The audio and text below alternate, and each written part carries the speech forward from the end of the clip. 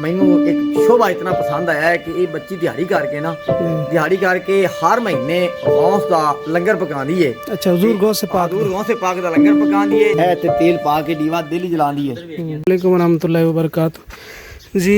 मैं आया हुआ सफ़र इंसानियत ਦੇ ਇੱਕ ਹੋਰ ਸਫ਼ਰ ਤੇ ਇਸ ਸਫ਼ਰ ਦੇ ਵਿੱਚ ਜਨਾਬ ਮੈਨੂੰ ਇੱਕ ਘਰ ਮਿਲਿਆ ਜਿਹੜਾ ਕਿ ਮੁਸਤਹਿਕ ਹੈ ਔਰ ਮੇਰੇ ਨਾਲ ਕਿਬਲਾ ਹਾਜੀ ਸਾਹਿਬ ਵੀ ਤਸ਼ਰੀਫ ਫਰਮਾ ਨੇ। ਹਾਜੀ ਯਾਸੀਨ ਸਾਹਿਬ ਤੁਹਾਡੇ ਸਾਹਮਣੇ ਖੜੇ ਨੇ ਤੇ ਹਾਜੀ ਯਾਸੀਨ ਸਾਹਿਬ ਇਹਨਾਂ ਦੇ ਬਾਰੇ 'ਚ ਬਿਹਤਰ ਜਾਣਦੇ ਨੇ ਕਿ ਇਸ ਘਰ ਦਾ ਕੀ ਮਾਹੌਲ ਹੈ, ਕੀ ਸਿਸਟਮ ਹੈ ਇਹਨਾਂ ਦਾ। ਕੋਈ ਦੇਖ ਰਹੇ ਹੋ ਤੁਸੀਂ ਕੱਚਾ ਘਰ ਹੈ ਬਿਲਕੁਲ ਤੇ ਇਹ ਆਪਣਾ मेरे ख्याल खाने वाली जगह है तो खाना शाना पकाते ने या जो भी मामला है वो खाना शाना पकाने वाली जगह है तो बाकी इस तरह का इस घर की सूरत हाल है।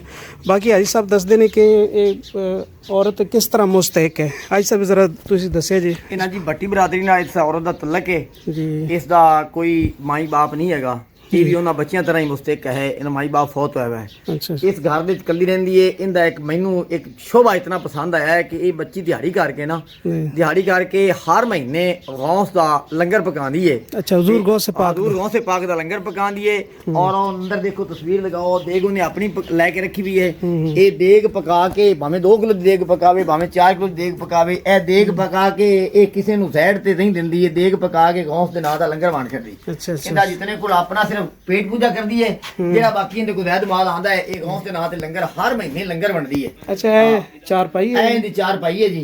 हां ए अंदर बहना उठना है, ए 4 पाई है और देग ने लेके रखी हुई है। ए ना कच्चा मकान है, ए छातों ने देखो जी अपना फसल ते रखी हुई है। ए मुसल्ला है, नमाज पढ़दी 5 वक्त नमाज है पढ़दी है, अल्लाह दी बारगाह दी दुआ करदी है।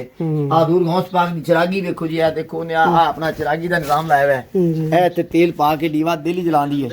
हां अंदर भी जगह जेड़ी है ना उंदी है, अंदर भी मतलब जेड़ा इस तरह दा माहौल है ते अल्लाह पाक जज़ा खैर देवे, देवन वालियां नु भी अल्लाह पाक हिम्मत देवे और ताकत देवे। और जेड़ी पार्टी दे रही है अल्लाह पाक उन्हां नु मुस्तहिक बनावे साइड दा अपनी ज्यादा से ज्यादा। अल्लाह पाक इससे दुआ करने अल्लाह उन्हां नु ज्यादा देवे। जी आमीन। ऐसियां गरीब बच्चियां दा ख्याल करने वाले, ऐसे गरीब बच्चियां दे सिर ते हथ रखने वाले अल्लाह तबारक व तआला बार बार मीठा मीठा मदीने दी ज़ियारत नसीब फरमावे। और अल्लाह पाक उन्होंने और ज़्यादा तो ज़्यादा हिम्मत देवे, क्योंकि मैं पहला खुश नसीब है वो बंदा वेख्या है कि जिन्होंने तुहानू गलवा के ऐसे बच्चियां दे सिर ते जेड़ा ना आके ये दुपट्टे या वगैरह उन्होंने खिदमत वगैरह करवा रहे हैं। ये अल्लाह पाक उन्होंने जज़ा खैर देवे। आमीन सुम्मा आमीन। बड़ी मेहरबानी हाजी साहब।